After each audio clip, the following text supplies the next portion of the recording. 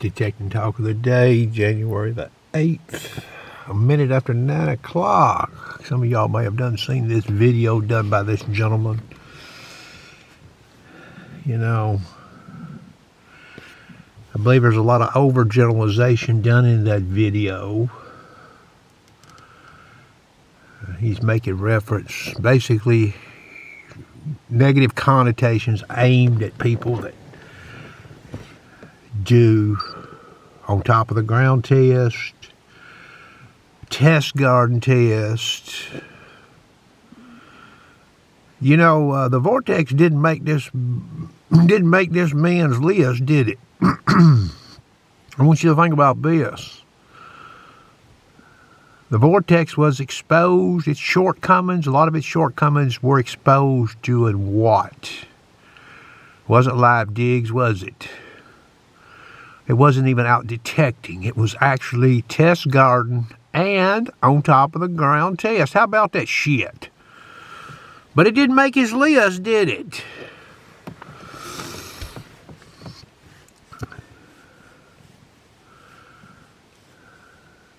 When I do tests with metal detectors, I would never do a test using iron, using what I would deem unusable settings. Okay, what am I talking about? I would have to take the detector into the wild first, into a high iron site, to see how it behaves.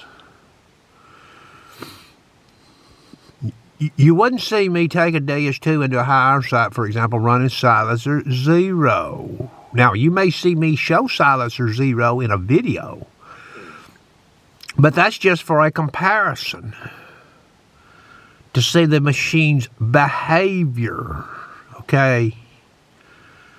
I'm not telling anybody to go out and hunt in a high iron site with a DS2 and a silencer 0. That would be very troublesome for a lot of people, including the old sharpshooter. The same can be said of some low upper Ferris limits on that damn Manticore, like level 6, 5, 4, 3, 2, 1, 0. What if this gentleman would have done this video he made 3 years ago? What would he be saying? I mean, did he ever do the video saying that the Equinox 600, 800 were the only dogs in town? Because when the Equinox was released, I mean, the CTX and the damn E-Track and the Explorer Series multi-frequencies, or none of the Fisher multi-frequencies, made his list as of late. So what would he have said 3 years ago? Did he ever do that video telling you all, oh yeah, damn Minelab Equinox 800, 600, just buy one of them and forget it, boys, there's nothing that can compete.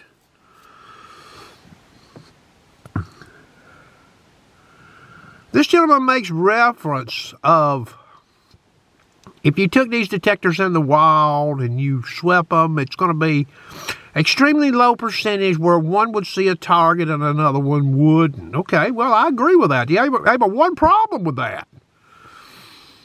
You could have the same situation or a similar situation existing multiple times in one site. It's possible, right? We don't know the layout. And he uses this word worry. I don't believe people are worried about missing targets. I don't think that's the right word to use. They're not worried. I mean, that's what happened with these machines. He did the video about these models of machines, didn't he? Well, what is he saying? If you run an AT Max, you should be worried? I guess that's what he's saying, ain't it? You're missing targets. Well, that's true. Now, I just use the AT Max here as an example. I could name some more models. A Deus 1 kilohertz in a high iron sight. You're going to miss targets. Take it from the old sharpshooter. You're going to miss some targets.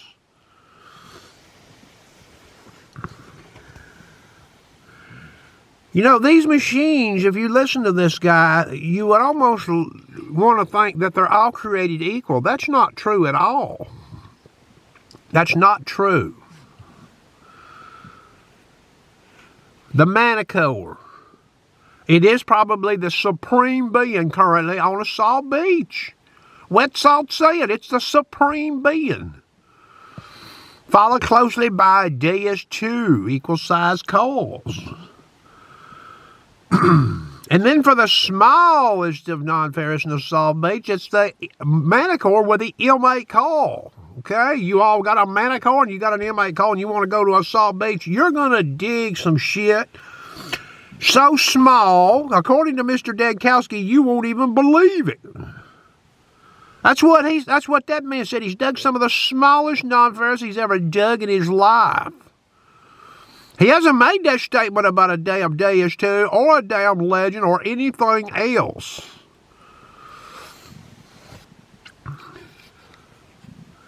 This gentleman makes reference, he likes to change settings a lot. Okay, well, I get that part.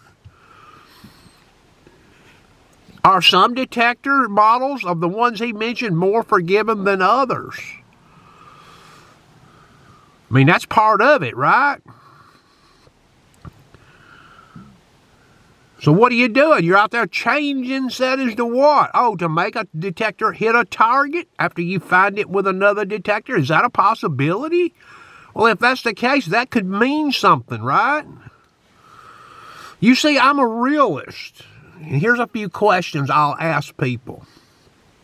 Has anybody out there learned anything about any model detector that I have showed doing elevated tests? Yes or no?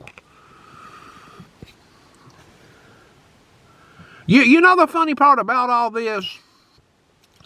There's three gentlemen that I metal detected with on and off, and I believe all three of them, they actually value my opinion on the model they're actually in the field using. They'll ask me questions.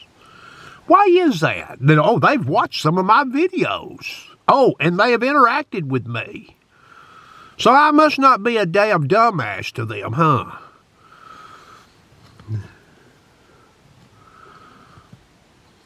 Yeah, he makes reference to the iron oxide being off of the iron. Well, yeah, that's true. Here's another good test question. You know, this guy seems to have all the answers. How about this question? You can have a nail that falses in the ground with any machine. We know this. But what happens if there's a non-ferrous target down there? What happens to that iron false exactly? We'll let him answer that question. Oh, could a non-ferrous target be dug incidentally digging an iron falls? How about that one? Has that ever happened, you reckon? What do you think? The answer to that's probably yes. I even compare a detector model against itself to see its strength and weaknesses, some of its suspected behaviors you might see in the wild. Does a lot of this apply to in the wild? Well, based on the sharpshooter's actual use of the equipment, the answer is yes. So these tests are very valuable. And you can't see what's in the ground. You can dig it up and you still don't know what you were looking at exactly. And that's common sense. And what do the manufacturers use? Do they use any test gardens? Do they do any elevated tests with their detectors in engineering and design? What do you think the answer to that question is? How do they know if they are moving in the right direction? How would they know exactly? Take the machine to the wild? Well, you wouldn't even know what you had the damn machine over to see if you moved in the right direction.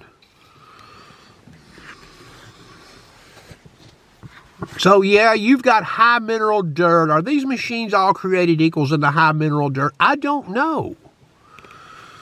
Minelab seems to be the leader of the pack in that department, based on what I can tell, okay?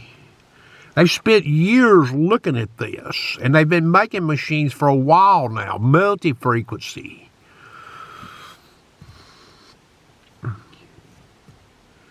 So if we take these detectors from yesteryear and we compare them using on top of the ground tests for unmasking separation compared to the detectors of the modern era, what will we notice? Oh, we'll notice what? The detectors of yesteryear lag behind, correct? So the tests prove what? The test proved you've been missing some targets. And if these targets weren't missed, why are we digging them with these machines that are being used today? Has any of these targets that's dug been missed with previous used detectors? And it wasn't necessarily because the detector was swung, the call was swung in the wrong direction. So yeah, that video is very overgeneralized. These detectors are not all created equal. Some are more forgiving than others, okay? And they all have their strengths and weaknesses. And they all have their behavior. The XP-2 behaves differently. ID-wise, coming down the barrel of a nail in a non-ferrous target, unlike the Manticore, they behave ass backwards. How about that? You can see this clearly. I've done showed you all the tests, and you can see this in the wild. I try to go the extra distance. I don't believe in bullshit, okay? And I show you all the versions. I did a video yesterday showing you version 1.0 could afford you a find that you would otherwise miss. I could put that nail in the ground and put that nickel in the ground. What do you think we're going to hear from 5 inches above it, 4 inches above it? That could be a gold ring, a Civil War button. So yeah, everybody goes detecting. Sharpshooter goes detecting, but I've got other endeavors that I enjoy too. You see what that, maybe you can see that in that camera. It's snowing here right now. It's about 26 degrees. Okay, there's more snow coming in here on Friday and Saturday too. But in your off time, what can you do? Well, you can improve, gain knowledge, gain insight, do your own test by watching videos. I just don't make this shit up as I go along. I've got the equipment. I'm showing you the settings, and I'm showing you the scenario, and I'm showing you the detector behavior, and the detector does what it does. Can this knowledge, can this be valued to apply in the wild or give you something to think about? You know, we only have zillions of people in this country and in the world with metal detectors. And they all have varied IQs, varied understandings. And you can't look at a damn user's manual to any model and, I'm going to pick this one. Well, the weight's in the user's manual. The length, size of the call. Well, how do you know which one's for you? Could you watch some videos and draw a conclusion about what you like and dislike about another model? And I'm not talking about a damn overgeneralized damn video where, these are all great machines. So the information is out there for your taking, and nobody's forcing you to watch anything, and you get to value the damn poster on YouTube when it comes to their content. You don't want to watch it? Don't watch it. You're not going to hear me overgeneralize, okay? There are some differences in these detectors. Hell, the damn Legend detector's different now than it was when it come out. It was a piece of shit when it come out, in my opinion. And I did the test to show some of the downfalls with that machine, and some of them have been corrected since with updates. And I found all this out with what? On top of the ground test. Imagine that. The test that this guy seems to have a problem with. Like it's fool's gold. But he didn't put that Vortex in his list, did he? Oh yeah, go buy that thing, boys, and have a ball. A lot of sites in the United States are re-hunted, okay? And this gentleman fails to, he fails to mention this. And maybe they don't do it in Finland. Maybe they don't do this. There's select digging done in the United States, okay? Because we've got a lot of damn modern trash, manicured yards, old sites that have been turned into modern with modern dwellings over the years. But they still hold nice finds. So select digging, that's another issue. Some machines may be better at this than others, and it may depend on if it's a high conductor or a low conductor. It may depend if there's iron present or not. So there's a lot of different facets you can look at. You know, if you're just one of these people that roams around in a damn farm field digging every little pipsqueak signal that pops on a machine, well, you only need certain data. But that's only one subset of the people out there that metal detects. I don't believe you're going to find many metal detectors in the United States. And this would even include salt beaches, by the way, that hasn't at some point in their damn life where they have went out on a hunt and done select digging. Okay, and if they're telling you they haven't, they're probably lying to you, because the sharpshooter's done it, and everybody that I've hunted with does it. They don't do it all the time. It's site dependent, the amount of time you have to detect. And what kind of a site is it? There's no modern trash hardly to speak of. You probably would try to dig all the non-ferrous, everything the machine pings on. But not all sites in the United States are like that. Well, anyway, that's going to conclude the detecting talk of the day.